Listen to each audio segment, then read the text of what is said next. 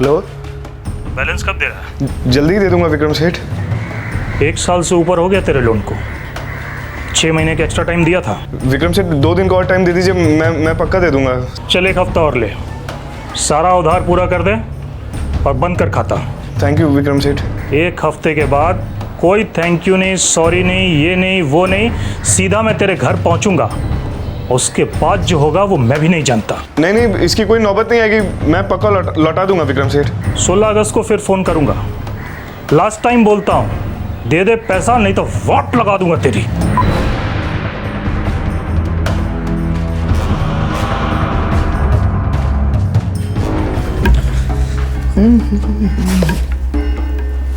ओए मिस, मुद्दे का क्या हो गया? नहीं, कुछ नहीं। अरे यार, तेरे चेहरे से साफ साफ दिख रहा है कुछ तो हुआ है। बोल क्या हुआ? मुंबई के मीरा रोड का रहने वाला एक युवक अमित बेहद परेशान था कि वो अपना एक प्राइवेट लोन कैसे चुकाएगा। महाजन की धमकी से अमित कांप गया था। उसके पास अपना घर और अपनी जान बचाने के लिए सिर्फ 1 ही हफ्ता बाकी था।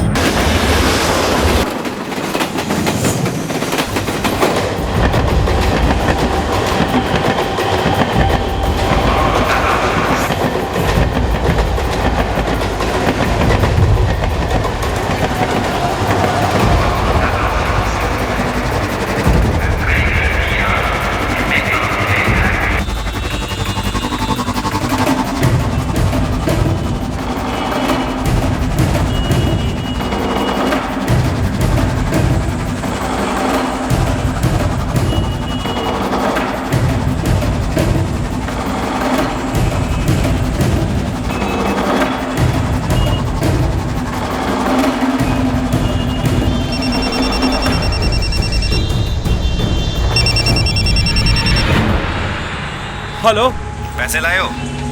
हाँ पैसे हैं मेरे पास। ठीक है, अब ट्रेन पे चढ़ जाओ और अंधेरी आ जा। अंधेरी? अरे मेरा बेटा है कहाँ? जितना बोला उतना कर। अंधेरी स्टेशन के स्काई वॉक पे खड़ा रहे चुपचाप, फ्लाईओवर के पास। देखिए भाई साहब, प्लीज बताइए मेरा बेटा है कहाँ? मुझे एक बार रमेश से बात करनी है। हेलो। 17 अगस्त 2012 एक बेहद परेशान पिता माधव नारायण अपने अगवा किए गए बेटे की फिरौती की रकम लेकर घर से निकल पड़ा था। अपहरणकर्ता एक रिमोट कंट्रोल की तरह उसके मूवमेंट्स कंट्रोल कर रहा था। लाचार माधव नारायण अपने बेटे के लिए तरस रहा था।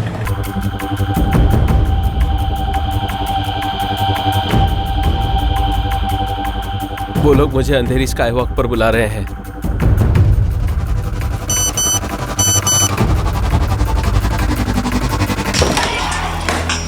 सर, बैंड्रा स्काई वॉक से अब उसे अंधेरी स्काई वॉक पर बुलाया गया है। इस बार भी कॉल नए नंबर से आया सर, और कॉल के बाद फ़ोन स्विच ऑफ कर दिया। उनको पता चल गया होगा कि माधव नारायण हमारे पास आ गया है, इसलिए सिम कार्ड बदल कर फ़ोन कर रहे हैं। आकर मुझे लड़के के बारे में फिक्र हो रही है। सर, हमारे कांस्टेबल माधव को घेरे हुए हैं। उनसे कहो 1 सेकंड के लिए भी नज़र नहीं हटनी चाहिए।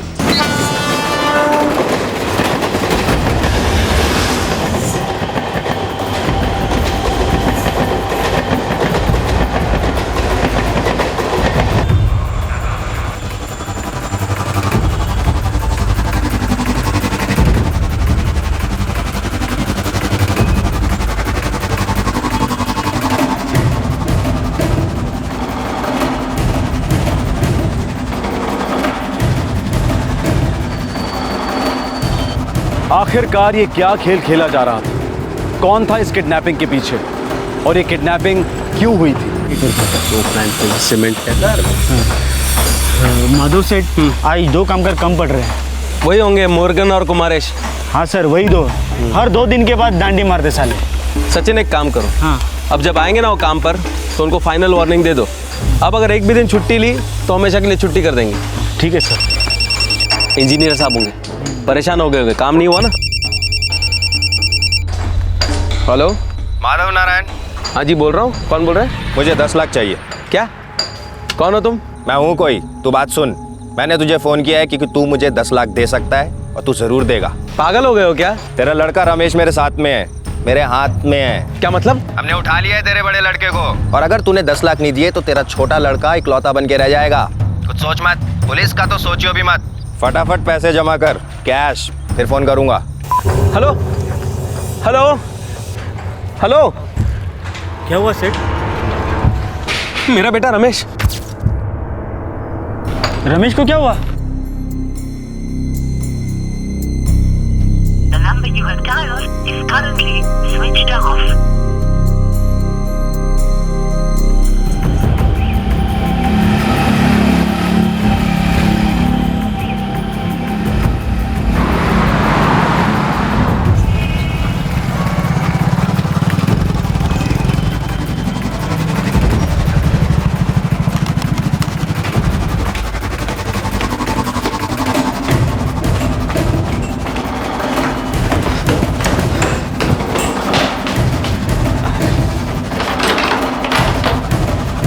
सेठ, उस अमित को फोन लगाओ ना, वो अपने रमेश के साथ ही रहते हैं ना।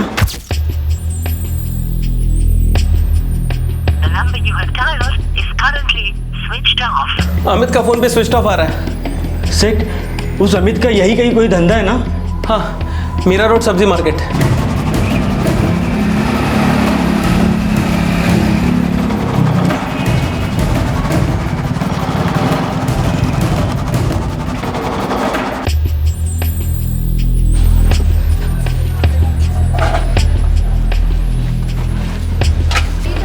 भाई अमित कहाँ मिलेगा?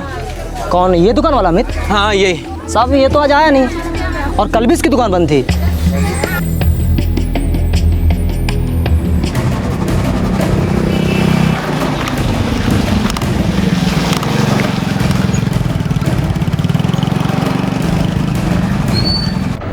नहीं तो रमेश का तो कोई फोन नहीं आया। क्या बात है, बताइए ना। समीर कहाँ है? समीर तो क्लास गया हुआ है। आप कुछ छुपा रहे हैं क्या मुझसे? अरे सचिन, क्या हुआ है? ये कुछ बोल क्यों नहीं रहे? कहाँ है रमेश?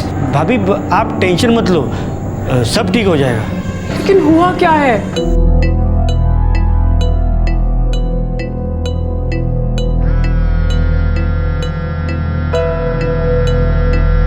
क्या बात है पापा? तुम्हारी रमेश भैया से लास्ट कब बात हुई थी? वही कोई 2-4 दिन पहले। क्या हुआ रमेश भैया के साथ? कुछ नहीं, मैं बाद में फोन करके बताता हूँ बेटा। देखिए आप मुझसे सहा नहीं जा रहा है। अभी बताइए क्या हुआ है? मीरा, मुझे एक फोन आया। उस आदमी ने मुझे कहा कि उसने रमेश को किडनैप कर लिया है और मुझसे 10 लाख रुपए मांगे। हे भगवान, ये क्या कह रहे हैं आप? और भाभी, आपका मीरा रोड वाला फ्लैट भी बंद है और रमेश का सेलफोन भी स्विच ऑफ है। और पैसों के लिए जिस आदमी ने मुझे फोन किया था, उसने मुझे कहा कि मुझे बाद में फोन करेगा, लेकिन अभी उसका सेलफोन स्विच ऑफ आ रहा है। आपने उस अमित से बात की? वो तो रमेश के साथ ही रहता है, उसे कुछ पता है क्या? अमित का फोन स्विच ऑफ है और उसकी दुकान भी 2 दिन से बंद है।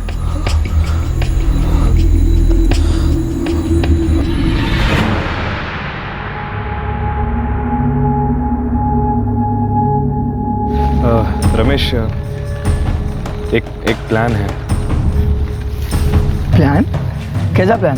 पहले बोल, तू चूचा नहीं करेगा? मैं जो भी बोलूंगा तू करेगा ना? बोल भाई, क्या हुआ? क्या हुआ? क्या? अगर तूने साथ दिया ना तो हम सबकी लाइफ सेट हो जाएगी यार।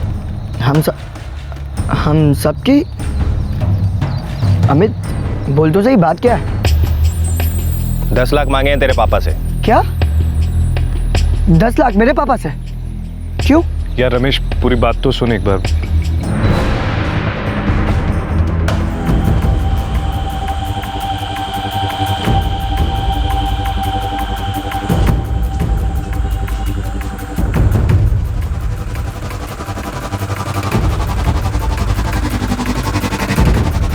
तुम लोग ऐसा सोच भी कैसे सकते हो? तुम लोग मेरे पापा को लूटोगे? यार समझने की कोशिश कर रमेश। 10 लाख में सिर्फ तेरी ही नहीं, हम सबकी लाइफ सेट हो जाएगी। लाइफ सेट हो जाएगी? और तू अमित, तू पागल हो गया है? तू ऐसा सोच भी कैसे सकता है? मेरे पापा ने तेरे लिए कितना कुछ किया है, कितनी हेल्प की है, उसके बाद भी तू ऐसे हरकत करेगा? हाँ यार रमेश, समझने की कोशिश कर यार।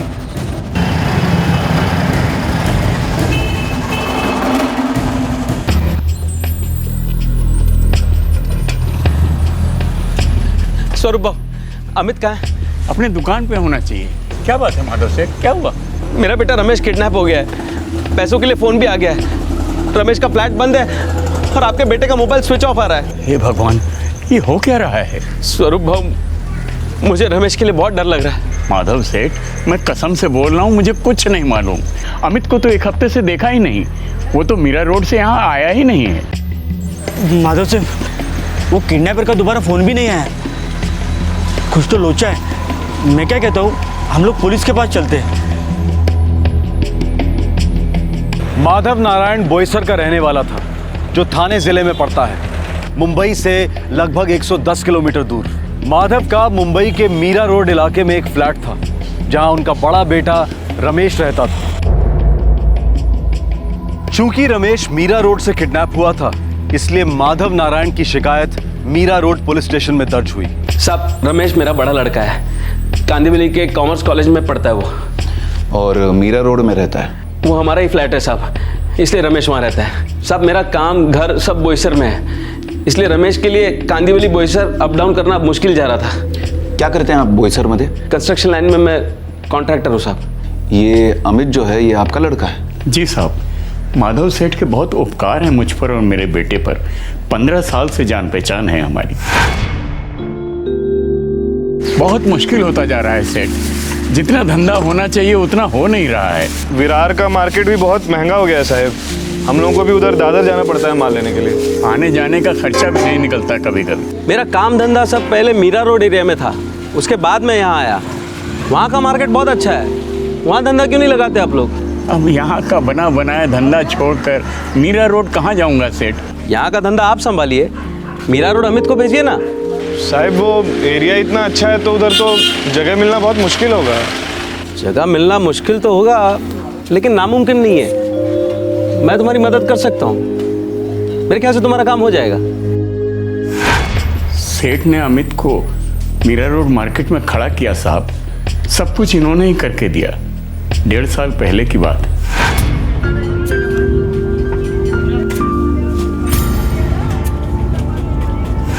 और अमित आपके बेटे रमेश के साथ रहने लगा? साहब, अमित के लिए भी बोईसर से मीरा रोड अप डाउन करना मुश्किल जा रहा था, तो उसी ने मुझे पूछा रमेश के साथ रहने के बारे में। मैंने भी सोचा मेरा लड़का अकेला रह रहा है तो। ये तो बहुत अच्छी बात है, रमेश भी अकेला नहीं पड़ेगा। अमित का सब्जियों का धंधा बहुत अच्छा चल रहा है। उसने कहा वो वहाँ मुफ्त में नहीं रहेगा, 5,000 रुपया देगा महीने का किराया। मैंने बोला ठीक है, ठीक ही है ना? हाँ हाँ, बिल्कुल ठीक है। उससे कहिएगा कि वो पैसे रमेश को ही दे दे।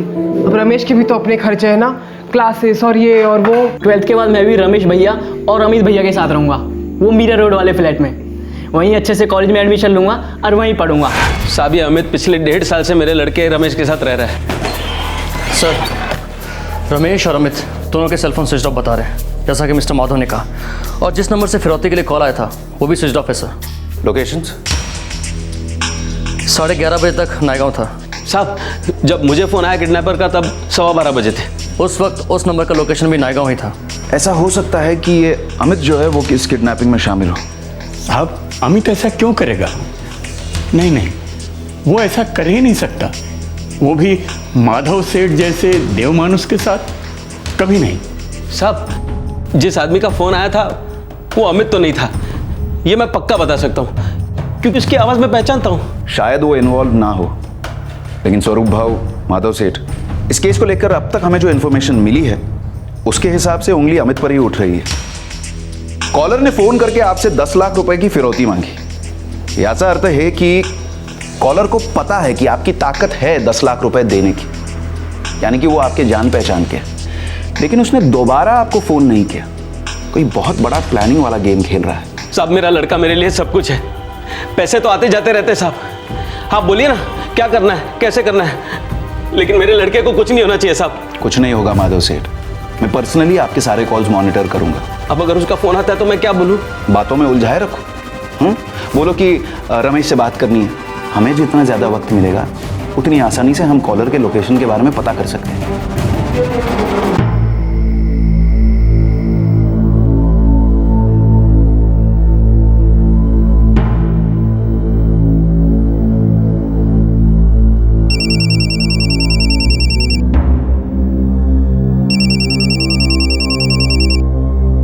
हेलो माधव सेठ, रोकड़ा रेडी है? मेरे पास अभी 10 लाख पूरे नहीं है। तो हमारे पास भी रमेश नहीं है तुम्हारा। देखो, मेरे बेटे को कुछ मत करना, मैं तुम्हारे हाथ जोड़ता हूँ प्लीज। हाथ मत जोड़िए, मुट्ठी खोलिए सेठ, पूरे पैसे चाहिए। कल सुबह बैंड्रा वेस्ट स्काई वॉक पर आ जाओ, ठीक 10 बजे। एक बार मेरी रमेश से बात करा दो, मुझे मेरे बेटे की आवाज़ सुननी है। बात करने के लिए जिंदगी पड़ी है सेठ, पैसे जमा करने के लिए सिर्फ कल सुबह तक का टाइम है तुम्हारे पास। क्या हुआ? क्या कहा उसने? रमेश ठीक तो है ना? मुझे पैसे लेकर बांद्रा स्काई वॉक बुलाया, बोल रहा था कि पैसे मिलने के बाद रमेश को छोड़ देंगे। तो दे दीजिए पैसे, मेरे रमेश को कुछ नहीं होना चाहिए, मैं पहले कह देती हूँ। दे दीजिए उसको पैसे, दे दीजिए।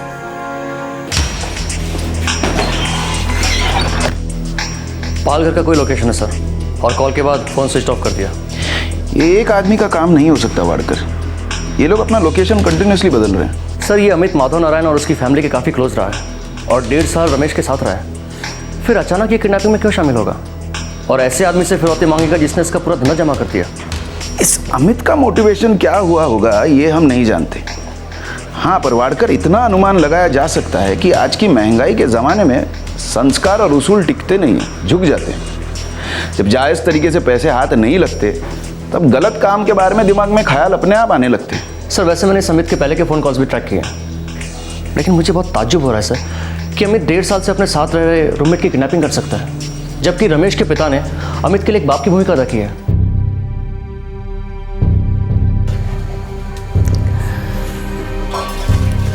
हमारा अमित ऐसा कर सकता है?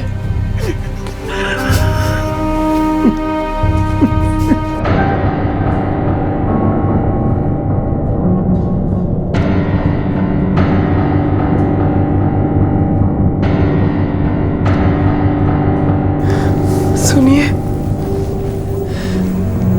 अमित ऐसा क्यों कर रहा है? मीरा, अभी हमें पक्की तरह मालूम नहीं है कि ये सब अमित ही कर रहा है, इसलिए इल्जाम लगाना ठीक नहीं होगा। अगर निर्दोष है वो तो गायब क्यों है? मुझे तो लगता है इसमें अमित का ही हाथ है।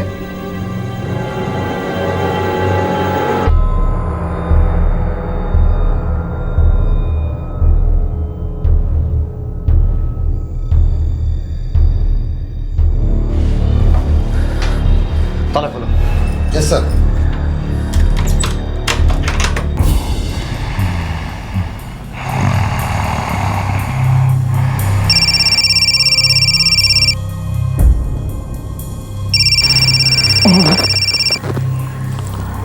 हेलो, विक्रम कपाड़िया। हाँ बोल रहा हूँ। सर घर में कुछ नहीं मिला, सब कुछ बिल्कुल नॉर्मल है, वैसा का वैसा ही। वो महाजन विक्रम कपाड़िया जिसका नंबर अमित के कॉल लिस्ट पे था, उससे बात हुई है। अमित ने उससे पैसे उधार लिए हैं, उस विक्रम को मैंने थाने बुलाया है। बरं, और कोई सुराग? सर ये अमित किसी दीपक राजपूत से कंटिन्यूस टच में रहा है। इसका कोई पुलिस रिकॉर्ड है? नहीं सर, ये भी सब्जी बेचता है, लेकिन मेयर रोड मार्केट में नहीं बल्कि स्टेशन के पास ठेला लगाता है। उचला देला, उठा लो। सर ये भी गायब है।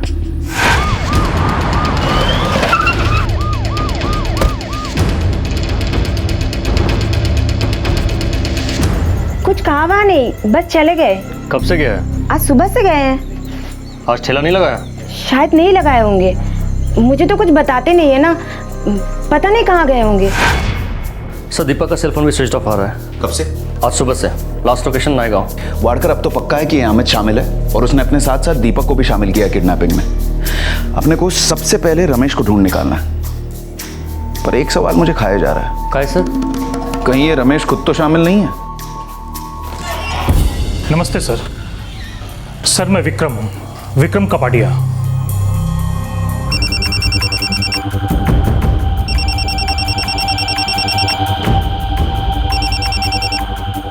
हेलो, जी हाँ, मैं विक्रम कपाड़िया को जानता हूँ। हाँ, वो पैसा सूद पे देता है। सर मैंने ही अमित को 1.5 लाख रुपए का लोन दिया था। किस लिए? वो अपनी सब्जी की दुकान बड़ी करना चाहता था और 1 साल के अंदर ही पैसा रिटर्न करने की बात हुई थी। पहले कभी उधार लिया था तुमसे? नहीं सर, मैं उससे फर्स्ट टाइम मिला। वो माधव सेठ का नाम लिया और बोला कि मैं उनकी जान पहचान से आया हूँ। अच्छा, तो तुम और माधव सेठ एक दूसरे के साथ बिजनेस कर चुके हो? सर उनके जैसा आदमी नहीं मिलेगा आजकल के ज़माने में, एकदम संत आदमी है, संत। अगर वो अमित उनका नाम नहीं लिया होता ना तो मैं उसको अपने पास खड़ा भी नहीं करता। तो ये अमित ने पैसे नहीं लौटाए तुम्हारे? नहीं सर, उसे 1 साल के ऊपर 6 महीने का टाइम और दिया, फिर भी उसने नहीं लौटाए तो पिछले हफ्ते उसको फ़ोन किया था। कैसा फोन? याद दिलाने के लिए सर कि भाई मेरे पैसे लौटा। म्हणजे धमकी वाला फोन? सर उसके पास मेरे 60,000 रुपये बाकी हैं, ना वो पैसे वापस कर रहा है ना सूद दे रहा है। पर कसम लक्ष्मी जी की सर, ये किडनैपिंग के बारे में मुझे ज़रा सी भी भनक नहीं थी। फिर मुझे क्या पता था कि ये पैसे के लिए माधव सेठ के घर में ही हाथ मारेगा। वाडकर, अब तो ये बिल्कुल साफ है कि ये किडनैपिंग अमित ने ही किया है अपने दोस्त दीपक को साथ में लेकर, और ये सिर्फ उन्होंने पैसों के लिए किया है, तुम्हारा उधार चुकाने के लिए, और ऊपर से थोड़ा और पैसा बनाने के लिए। सारे सुराग एक ही आवाज में चिल्ला चिल्ला कर कह रहे थे कि इस किडनैपिंग का मास्टरमाइंड अमित है। अमित के सर पर लोन था जो वो समय पर चुका नहीं पाया था। इस बात की पूरी संभावना थी कि अमित ने ये किडनैपिंग अपना लोन चुकाने के इरादे से की थी, लेकिन अब सवाल ये था कि वो माधव नारायण से फिरौती की रकम लेने की बजाय उसे गोल गोल घुमाकर चक्कर क्यों कटवा रहा था।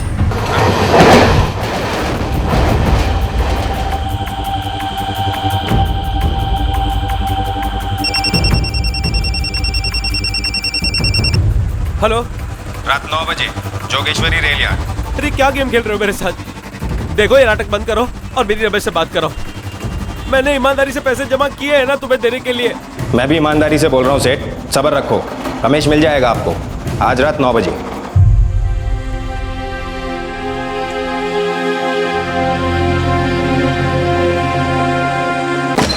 सर, ये फिर से कोई फॉल्स अलार्म है। जोगेश्वरी रेल यार्ड रात 9 बजे बुलाया, फिर फ़ोन कट कर दिया। अब ये फ़ोन स्विच ऑफ बता रहा है। प्लान क्या है इन लोगों का?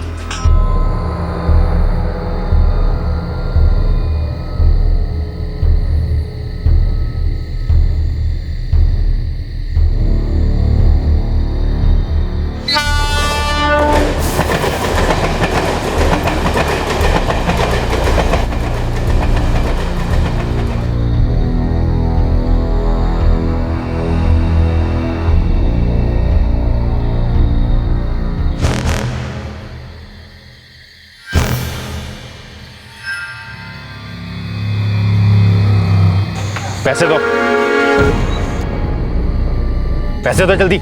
मेरा बेटा रमेश कहाँ है? पैसे दो सेठ, लड़का घर पहुंच जाएगा। अरे एक बार मेरी बात तो करा दो उससे। पैसे नहीं दिए तो कभी बात नहीं होगी, जल्दी दो, जल्दी।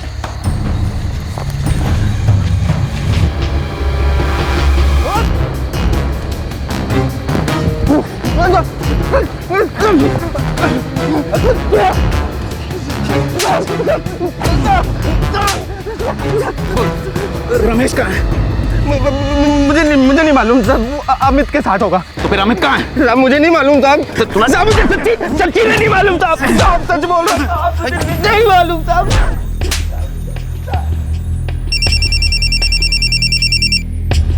हेलो पापा। बेटा रमेश घर आया? नहीं पापा, अभी नहीं आया।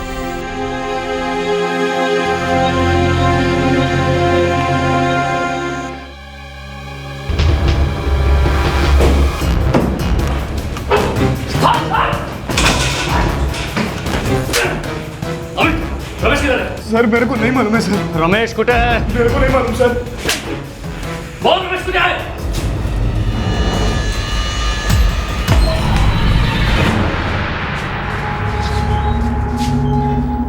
बता, जल्दी बता, रमेश कहाँ है? अरे ये लौकर बोल।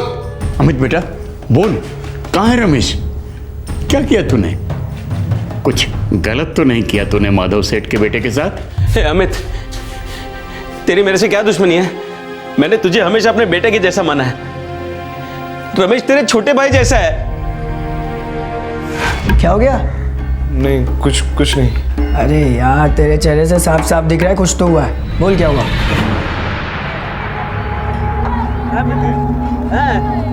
इतनी जल्दी 60,000 रुपए कहाँ से लाएगा बे? पता नहीं यार, मेरी तो लग गई है यार दीपक, मैं बर्बाद हो जाऊंगा यार। अरे वो लड़का है ना, वो जिसके साथ तू रहता है।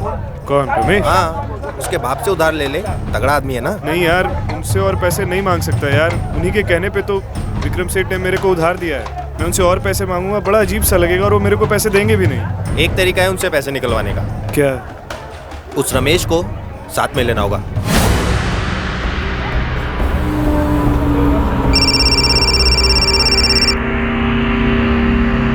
हाँ अमित बोल। रमेश, थोड़ा काम था यार। अब बोल भी दे यार, काफी टाइम से अपना चेहरा लटकाए घूम रहा है, बोल। तू मिल सकता है क्या? तू मिलेगा तो तेरे सामने बोलूंगा मैं। हाँ बोलना, कहाँ मिलना है? नए गांव स्टेशन आ सकता है क्या? नए गांव? अरे यार नए गाँव इतना दूर? आ जाना यार, थोड़ा अर्जेंट है, नया गांव आ जा। ओके बाबा मैं पहुंचता हूँ, लेकिन मुझे कुछ तो हिंट दे। देख अब तू मुझे सॉलिड टेंशन में डाल रहा है। ओके तू एक बार आ जा, तू मिलेगा तो तेरे सामने मैं सब कुछ बता दूंगा। तू एक बार आ जा। हाँ? मैं तेरा वेट कर रहा हूँ। हाँ? हमें तो चुप क्यों है? मेरा बेटा रमेश कहाँ है? तुम लोग मेरे पापा को लूटोगे? मेरे पापा को? यार समझने की कोशिश कर रमेश। 10 लाख में सिर्फ तेरी ही नहीं, हम सबकी लाइफ सेट हो जाएगी। तू पागल हो गया? तू ऐसा सोच भी कैसे सकता है? मेरे पापा ने तेरे लिए कितना कुछ किया है, कितनी हेल्प की है, और उसके बाद भी तू ऐसे हरकत करेगा? हाँ देख रमेश, इतना उछल मत। हमारा साथ दे, नहीं तो सच में उठा लेंगे। उठा लेंगे? किडनैप। किडनैप? अब समझा अमित, इसलिए तूने मुझे इतना दूर नायगांव मिलने बुलाया। मुझे कुछ सूझ नहीं रहा है, मैं क्या करूं? सूझ नहीं रहा है तो तू ऐसा घटिया प्लान बनाएगा तेरे दोस्त के साथ मिलकर? हाँ तू मेरी किडनैपिंग करेगा? तुम लोग पागल हो गए हो। पैसा नहीं मिला तो सच में पागल हो जाएंगे, डूब जाएंगे सबके सब। तुम लोग पागल भी हो चुके हो और डूब भी गए हो। तुम लोग को क्या लगता है तुम लोग मेरे पापा को लूटोगे और ऐसे मैं चुपचाप देखते रहूंगा? अमित मेरी तरफ देख, मेरी आंखों में देख, क्या पागल हो गया तू? मेरे पापा ने तेरे लिए कितना कुछ किया, कितनी हेल्प की, और उसके बाद भी तुम दोनों को छोड़ूंगा नहीं, जेल भिजवा कर रहूंगा। देखो यार अमित, हाँ अगर ये भौंका ना तो हम दोनों के गले में पुलिस का पट्टा होगा। यार अब क्या करेंगे दीपक? अब सबसे पहले इस हीरो को रोकना होगा, चुप कराना होगा इसको।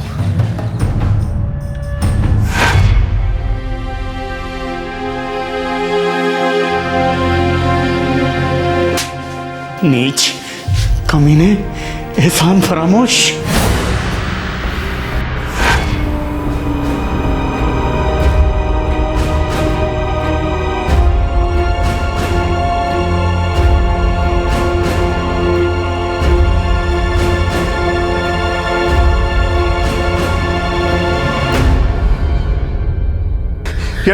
यार दीपक, ये क्या किया हमने यार?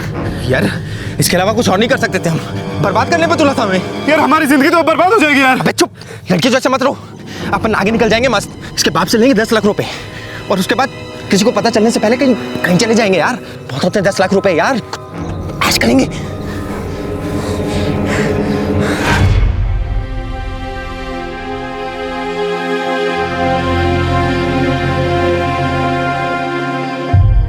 वाडकर, नायगांव तालाब पर एक टीम भेज दो। यस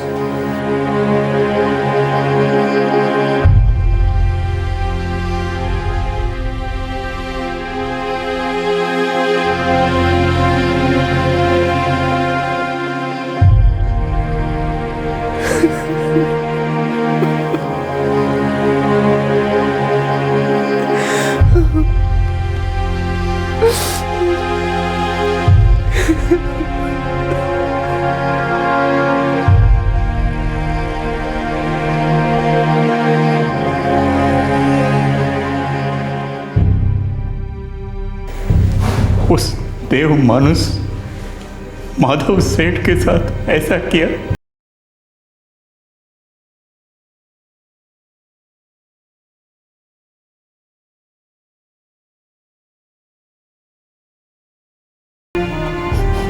उसने तेरे लिए जो किया वो मैं भी कभी नहीं कर सका। फिर क्यों किया तूने ऐसा? अमित और दीपक को थाने सेशन कोर्ट में पेश किया गया। वो दोनों इस वक्त जुडिशियल कस्टडी में हैं। इन दोनों पर आईपीसी के सेक्शन 363 और सेक्शन 302 के तहत किडनैपिंग और हत्या के चार्जेस लगाए गए। करीबी लोगों द्वारा इस तरह का कातिलाना विश्वासघात न सिर्फ संगीन जुर्म है, बल्कि इंसान का इंसानियत पर से विश्वास भी उठा देता है। लेकिन हम सब सामाजिक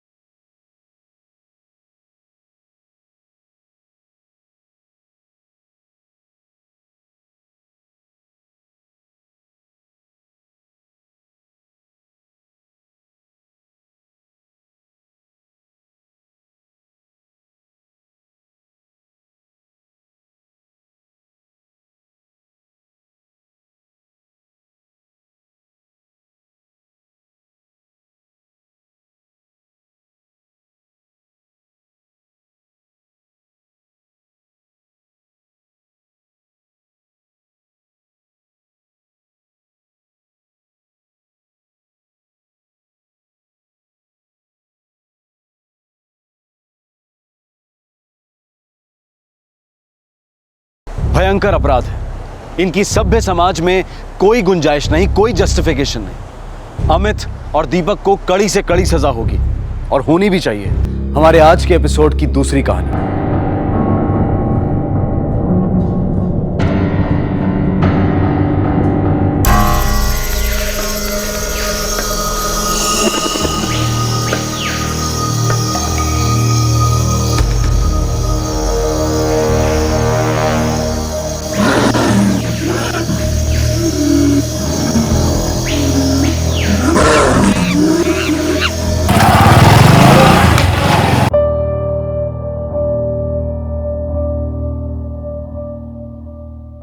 ए मकरंद, तेरी क्लास तो 11 बजे शुरू होती है ना, तो इतने जल्दी क्यों निकलता है तू?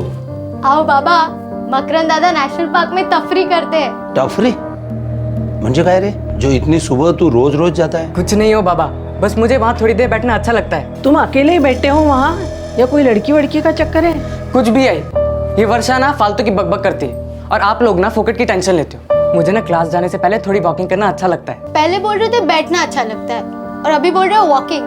दादा एक सांग, तुम्हारी क्लास तो ईस्ट में है ना, स्टेशन के पास में, तो फिर तुम इतनी दूर नेशनल पार्क क्यों जाते हो? हाँ बता। इस दादी अम्मा को बोल पढ़ाई करे और ना घर काम में ना तेरा हाथ बटाए।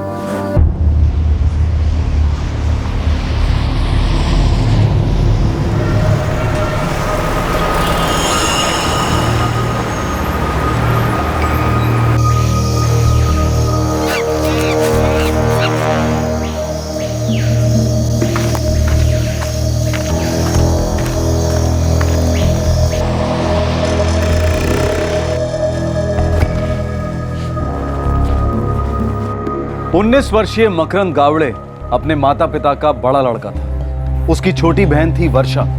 उसके पिता चंद्रकांत मुंबई के भायखला इलाके की एक फैक्ट्री में काम करते थे। मकरंद खुद एक टेक्निकल इंस्टीट्यूट में सबसे लेटेस्ट हुनर सीख रहा था और डिस्टेंस एजुकेशन के द्वारा अपनी डिग्री भी पूरी कर रहा था। मकरंद एक होनहार लड़का था, मेहनती था, महत्वाकांक्षी था और 19 साल का होने के नाते थोड़ा शरारती भी था।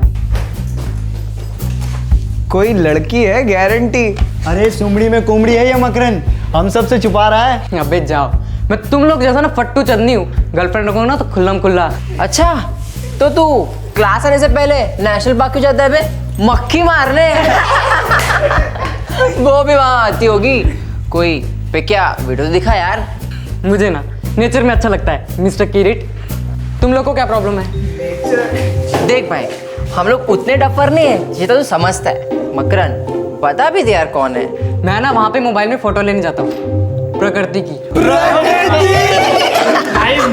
तो उसका नाम प्रकृति है? अबे साले, लड़कियों की प्रोफाइल चेक करने से थोड़ा सा टाइम मिले ना तो मेरी फ्रेंड्स बुक की वॉल भी चेक कर ले। हर रोज नया फोटो अपलोड करता हूँ, नेचर की, वाइल्ड लाइफ की, प्रकृति की। समझे किरीट, मिस्टर वन ट्रैक दिमाग। एक दिन ना अपन इसका पीछा करते, जैसे ही लैपड़ आएगा ना तब इसकी फटी हालत का फोटो खींचते। एकदम अवार्ड विनिंग फोटो होगी इसकी ऐसी। और जब मात्रे सर आएंगे ना तो तुम लोग के एक्सप्रेशन होंगे ऐसे। मैं तो रेडी फोटो खींचने के लिए। फिर क्लास के टाइम में बकबक बकबक। मकरंद गावड़े, तुम ही हो ये मंडला जमा करते हो, प्रैक्टिकल के टाइम में फालतू टाइम पास करते हो। सर नो सर, सर यही लोग मुझसे पूछ रहे थे कि मैं नेशनल पार्क क्यों जाता हूँ। अच्छा, तुम सबको नेशनल पार्क जाने की पड़ी है? हाँ, ये प्रैक्टिकल की नहीं। ये देखो, ये क्या है? ये किरीट, इस मॉड्यूल के 4 सेशंस होने को आए हैं, अभी तक तुम्हें बेसिक सर्किट समझ में नहीं आया है। ये ऐसा काम करोगे तो लेने के देने पड़ जाएंगे। Sorry sir. सॉरी नहीं, चलो अभी के अभी मुझे वाई सर्किट ड्रॉ करके दिखाओ।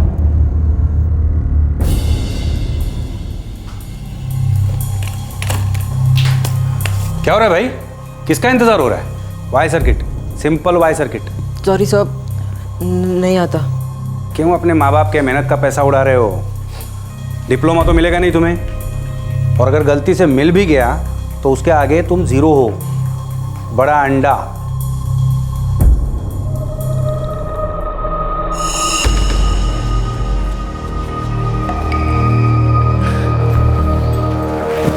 हाय पापा, ये तो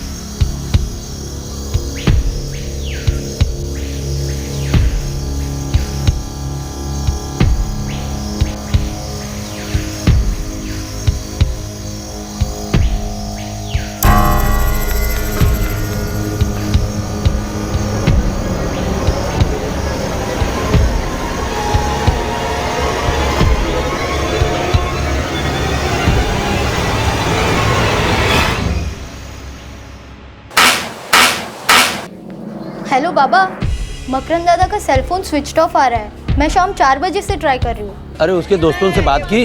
हाँ, उस दिवेश और किशोर से बात की थी, लेकिन उन्होंने कहा दादा आज क्लास आए ही नहीं। ठीक है, मैं घर पहुंच रहा हूँ, पता कर लेते हैं। हाँ,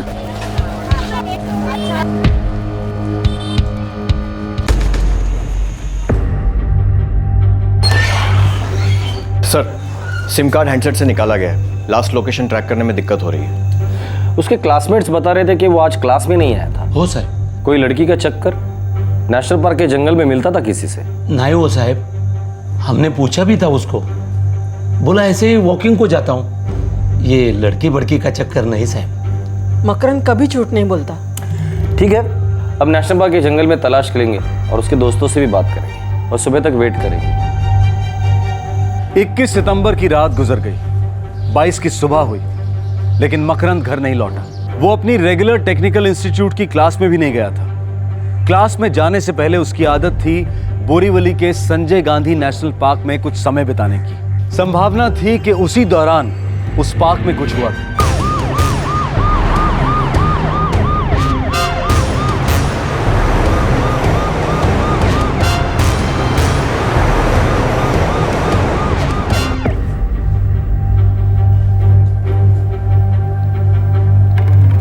सर, जहाँ तक मुझे याद है मकरंद ने कभी क्लास को डांट ही नहीं मारी है।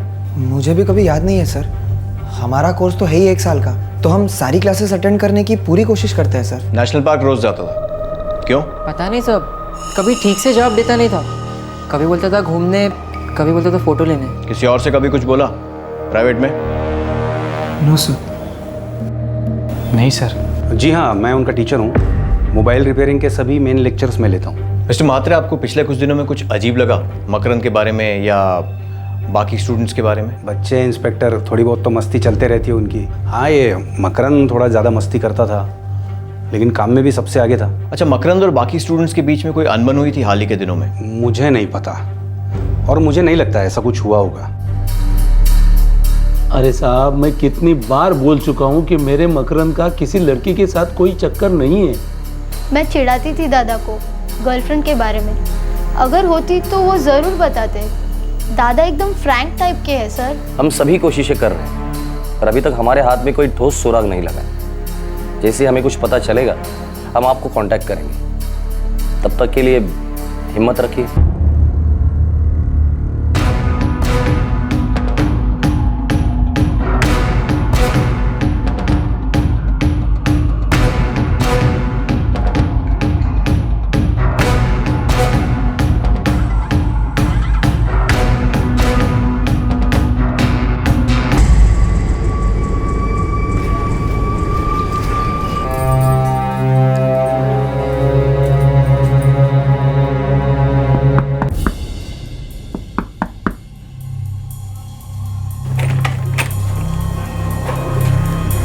बाबा, दादा को कुछ पता चला?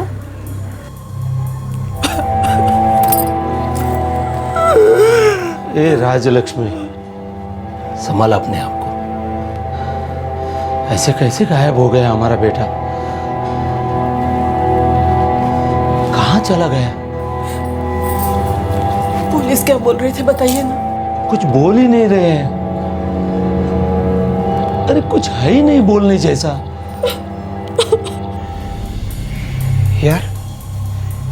यार अपने मकरंद को क्या हुआ होगा? पता नहीं यार गौरव, मुझे बार बार लग रहा है वो नेशनल पार्क में कुछ गोची हुई है। गोची?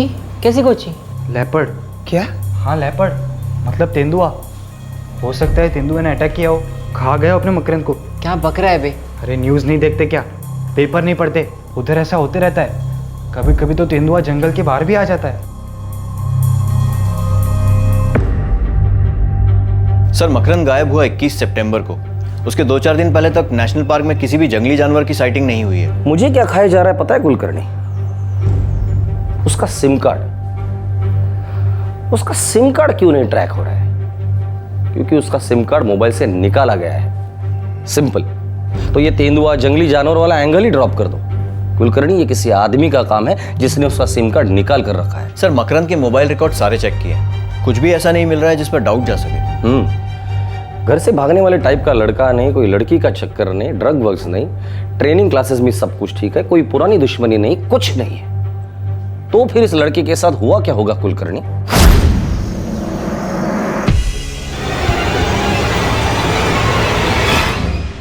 इक्कीस सितंबर को गायब होने के पूरे 11 दिन बाद तक पुलिस को इस केस में कोई ब्रेक थ्रू नहीं मिल रहा था, और फिर आई खबर मकरंद गावड़े की।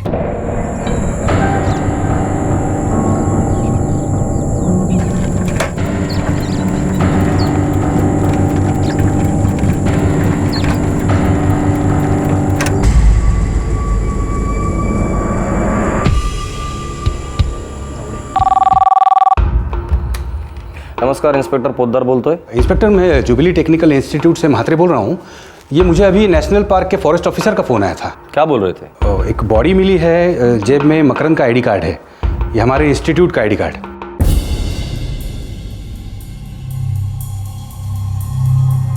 यार मात्रे सर कह रहे थे कि बॉडी सिर्फ हाफ मिली, बाकी।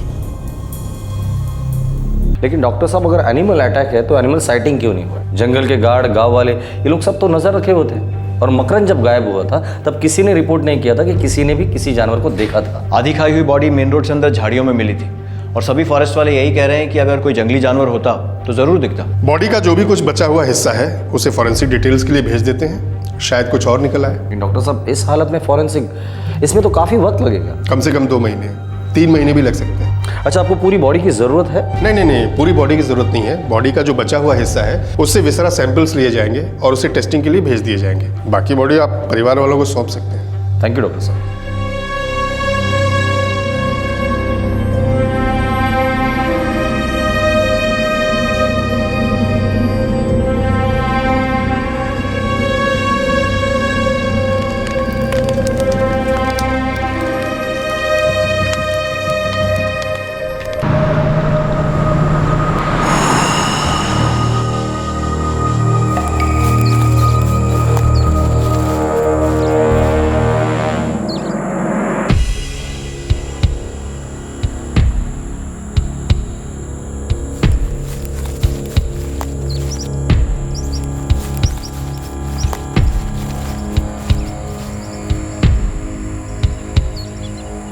लड़के के पैंट के जेब से हमें बटुआ मिला जो बुरी तरह फटा हुआ था, लेकिन कुलकर्णी, उसके मोबाइल का कोई भी पार्ट नहीं मिला।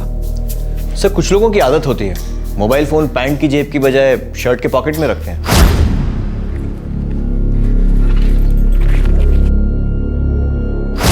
शायद एनिमल अटैक ही हुआ होगा, और कुछ क्या हो सकता है?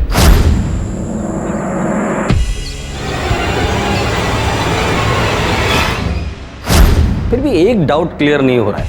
क्या सर? हमें इतने दिनों तक मकरंद की लोकेशन नहीं मिली, और इसके लिए उसकी बॉडी नहीं मिली, और लोकेशन इसलिए नहीं मिली क्योंकि सिम कार्ड नहीं मिला। क्या मकरंद का सिम कार्ड सिर्फ इसलिए निकाला गया था ताकि हम लोग वहां तक ना पहुंचे, जानबूझकर? अगर जानबूझकर किया गया है तो सर फॉरेंसिक रिपोर्ट का इंतजार करना होगा। अगर उसमें एनिमल अटैक नहीं साबित होता है तो मतलब अपने हाथ कोई खतरनाक केस है सर।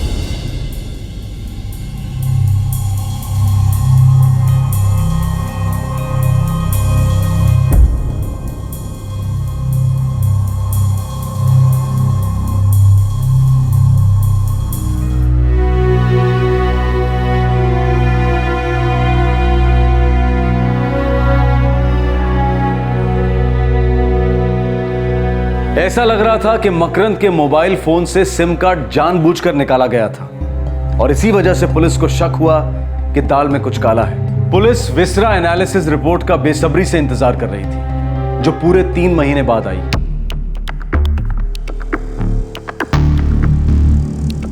कुलकर्णी, हमारा शक बेबुनियाद नहीं था। क्या लिखा है रिपोर्ट में सर? बॉडी को जानवर ने खाया जरूर था, पर उसकी मौत काफी पहले हुई थी। इस मकरंद ने या तो सुसाइड किया है या उसका मर्डर हुआ है, और उसके बाद आधा शव जानवर ने खाया है। सर, लड़का खुशमिजाज था, सब कुछ ठीक ठाक चल रहा था, फिर सुसाइड क्यों करेगा? यस कुलकर्णी, ये मर्डर ही है।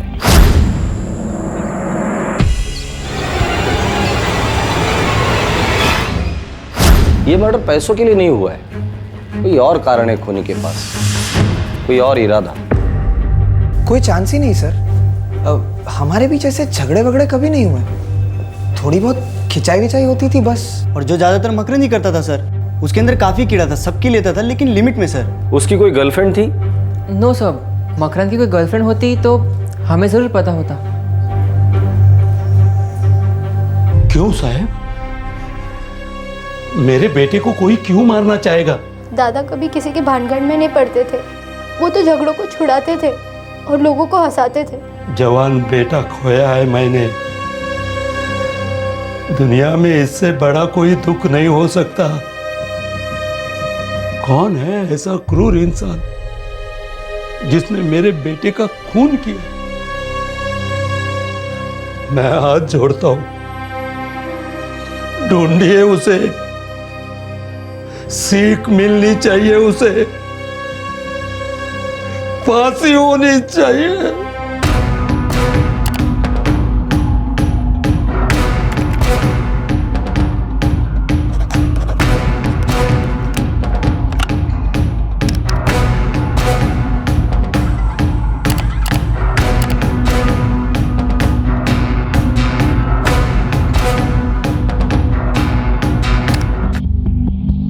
सर अभी तक कुछ भी नहीं। कुलकर्णी, कुछ ना कुछ तो होना ही चाहिए। सर मकरंद का सिम कार्ड निकालने के बाद जो हैंडसेट था उसकी डिटेल्स उसकी बहन वर्षा से ले ली है। शायद उससे कुछ पता लगे, शायद खूनी फ़ोन इस्तेमाल कर रहा हो या बेचा हो और कोई और इस्तेमाल कर रहा हो। एक्सेलेंट कुलकर्णी, इस हैंडसेट को ट्रैकिंग पे डाल दो। इस हैंडसेट की डिटेल हर सर्विस प्रोवाइडर को दे देना। उसे स्पेशल रिक्वेस्ट करो कि इसे ट्रैकिंग करने में हमारी मदद करें। अगर कोई भी इसमें नया सिम कार्ड डालकर इसे एक्टिवेट करता है तो समझ लो इमीडिएटली हमारा ये केस भी एक्टिवेट हो जाएगा। कुलकर्णी, मुझे किसी भी हालत में ब्रेक थ्रू चाहिए। कत्ल हुआ था, इसका मतलब कारण भी था। किसी को मकरंद की मौत से फायदा हुआ था या फिर उसे सुकून मिला था। पुलिस ने उसके हैंडसेट को टॉप प्रायोरिटी सर्विलेंस पर डाल दिया। ये एक चांस था उनके पास। अगर वो हैंडसेट एक्टिवेट होता तो ये केस आगे बढ़ता। दिन हफ्ते बने, हफ्ते महीने, लेकिन इस हैंडसेट की कोई खबर नहीं थी। ऐसा लग रहा था कि आखिरकार इस केस की फाइल बिना सॉल्व हुए ही क्लोज हो जाएगी। लेकिन मई 2012 मकरंद के कत्ल के पूरे 8 महीने बाद इस केस में एक मेजर ब्रेक थ्रू मिला।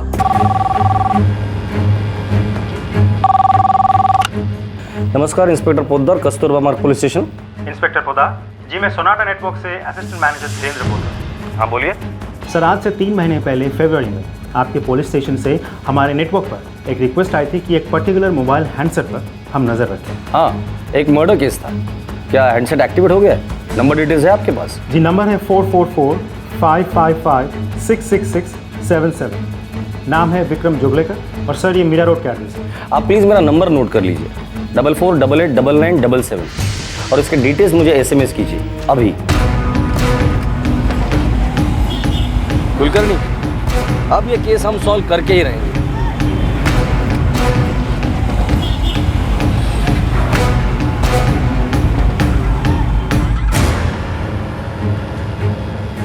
हो साहब, ये एड्रेस मेरा ही है और ये जो सिम कार्ड है जिसका नंबर 444555667 है, ये मेरी दुकान से इशू हुआ था। पर साहब, मैं विक्रम जोगलेकर नहीं हूँ, मेरा नाम संदीप राणे है। तो फिर ये विक्रम जोगलेकर कौन है? सर, वो मेरा दोस्त है।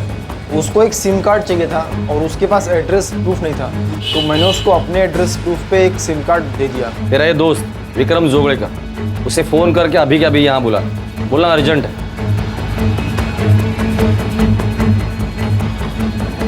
हाँ विक्रम, अभी दुकान पे आना जल्दी, अर्जेंट।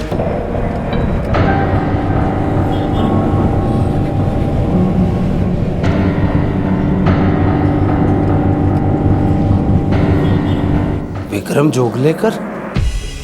नहीं, हमने कभी नहीं सुना ये नाम। काय झालं बाबा? पुलिस वालों को कोई विक्रम जोगलेकर मिला है जो हमारे मकरंद का फोन वापर रहा था। लेकिन मकरंद दादा के मुंह से ये नाम तो कभी सुना नहीं। साहब, ये विक्रम।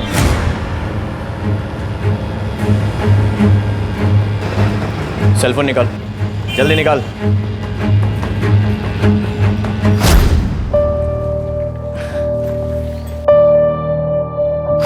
तेरा मकरंद गावड़े से क्या कनेक्शन है? कौन मकरंद गावड़े साहब? हाय शपथ साहब, मकरंद गावड़े कौन है मुझे नहीं पता। ये फोन मकरंद गावड़े का है, तुम्हें कहाँ मिला? ये फोन मुझको मिला साहब। मिला? हाँ मिला? कसम से साहब, नेशनल पार्क में पड़ा मिला।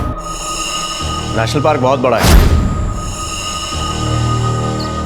एग्जैक्ट लोकेशन बोल। वो तो मुझे याद नहीं साहब, बस मैं नेशनल पार्क से चला जा रहा था साहब, तो मुझे वही पड़ा मिला और मैंने उठा लिया। तू नेशनल पार्क क्यों गया था और कब गया था? कई महीने पहले की बात है साहब, मुझे ठीक से याद नहीं साहब। ए रो देख, 8 महीने पहले सितंबर में मकरंद गावड़े का मर्डर हुआ था और साथ में उसका मोबाइल फोन भी गायब हो गया था जो अब तू इस्तेमाल कर रहा है। अब तू बोल, कुछ याद आ रहा है तुझे या हम याद दिलाएं? साहब वो जल्दी बोल। साहब मुझे फोन मेरे दोस्त ने दिया साहब। कौन दोस्त? किरीट मापसेकर नाम है उसका। सर मकरंद के साथ जुबली टेक्निकल इंस्टीट्यूट में पढ़ता था। तो तू क्लास आने से पहले नेशनल पार्क क्यों जाता है बे? मक्खी मारने। अक्टूबर में, और उसने मुझे फोन देके बोला कि जब तक वो ना कहे तब तक मैं इसे यूज ना करूं। किरीट मापसेकर,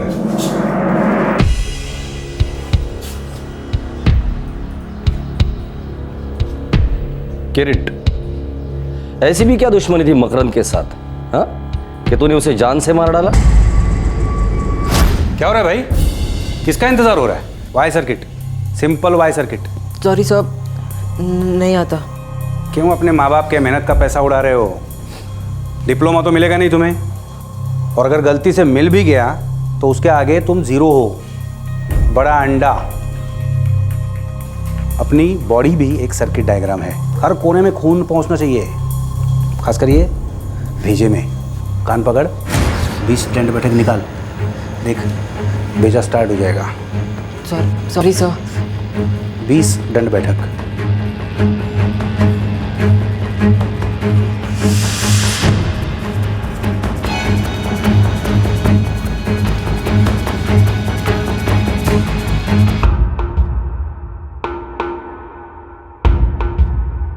और 20।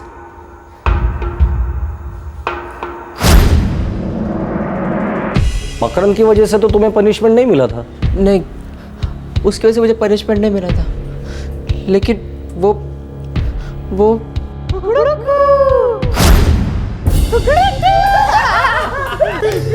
अभी तो 20 बार और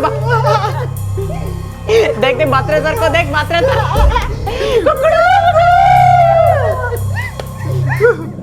अरे मकरंद यार, प्लीज डिलीट कर देना, आप बहुत हो गया मजाक यार। अबे इतना पुछ क्यों कर रहा है? मकरंद यार देख, ईमानदारी से बोल रहा हूँ, डिलीट करना यार, किसी को मत दिखा अभी। नहीं करता। क्या कर लेगा? मैं ना इसको ना अपने फ्रेंड्स बुक की वॉल पे अपलोड करता हूँ और टाइटल होगा कुकड़ुकू। सोच कितने लाइक्स आएंगे, कितने शेयर होंगे। साले तू ना वर्ल्ड फेमस हो जाएगा, वर्ल्ड फेमस।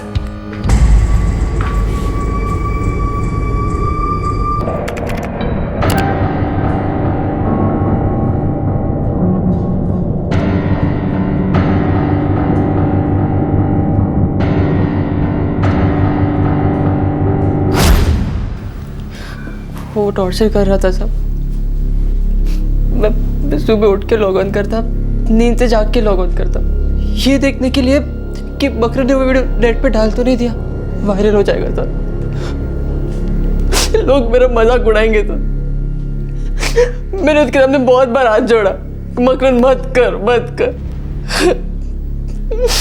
वो और जोर से हंसता गया और ये कहता गया कि वो एक ना एक दिन ये वीडियो फ्रेंड्स बुक पर डाल देगा। मैं डरता रहा, डर बढ़ते क्या, मैंने सोच लिया आज तक हो, अब इसका चैप्टर खत्म भी कर डालता।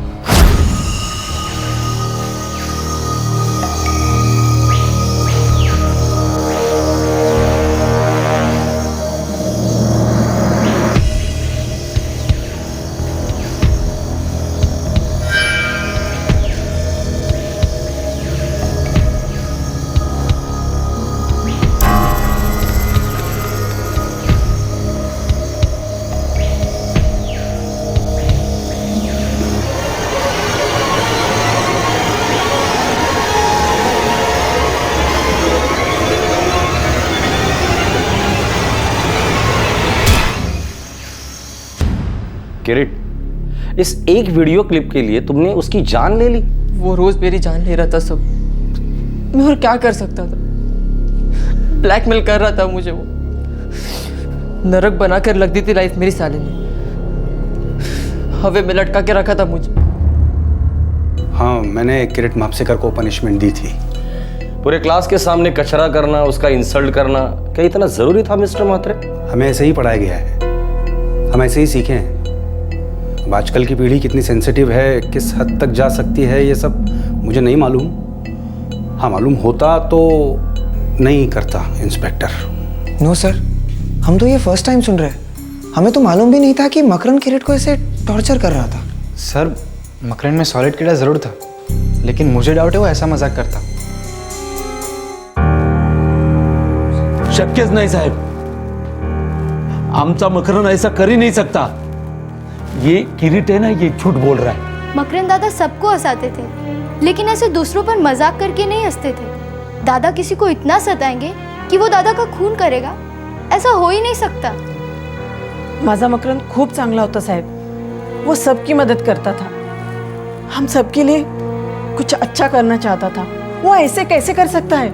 मकरंद का सेलफोन हम लोगों ने फॉरेंसिक लैब में भेज दिया, वो लोग सारा डेटा रिट्राइव करेंगे, तब हमें पता चलेगा कि मकरंद ने ऐसा कोई वीडियो बनाया भी था या नहीं। गावड़े साहब, सच तो सामने आकर ही रहेगा।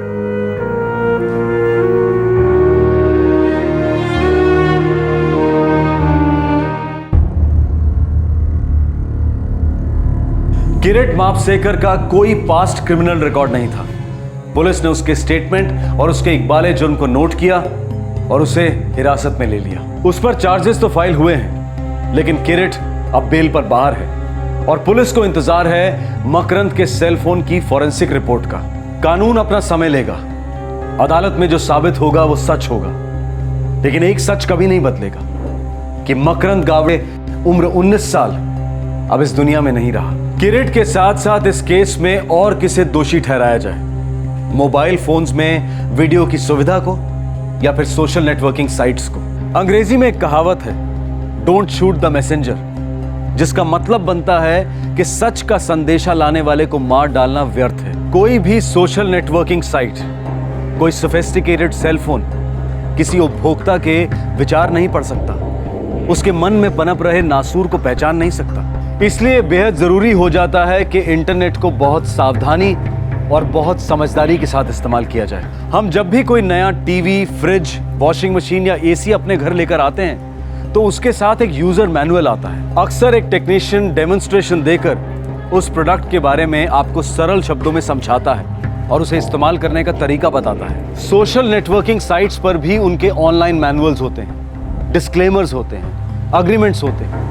हर जिम्मेदारी को, हर खतरे को डिटेल में लिखा जाता है। ज्यादातर साइट्स के पास बेहतरीन सिक्योरिटी सिस्टम होते हैं जिससे दुरुपयोग रोका जा सकता है और अगर हो तो सख्त कार्रवाई भी की जा सकती है। जरूरत है कि बच्चों, माँ बाप, बुजुर्गों सभी के लिए डेमोन्स्ट्रेशंस हो, वर्कशॉप्स कंडक्ट हो, ये सिखाने के लिए कि आप अपने आप को इंटरनेट पर किस तरीके से सुरक्षित रख सकते हैं। ये वर्कशॉप स्कूल, कॉलेजेस में कंडक्ट की जा सकती हैं। एनजीओज, हाउसिंग सोसाइटी, हर कम्युनिटी की अलग अलग ऑर्गेनाइजेशन द्वारा भी चलाई जा सकती है। इंटरनेट का चक्का उल्टा नहीं घुमाया जा सकता, लेकिन यह बिल्कुल जरूरी नहीं है कि यह चक्का किसी भी इंसान को रौंद कर निकल जाए। आपसे फिर मुलाकात होगी क्राइम पेट्रोल दस्तक में एक और नए केस के साथ। इस तरह के और भी एपिसोड देखने के लिए हमारे चैनल को सब्सक्राइब करें और बेल आइकन दबाना ना भूलें।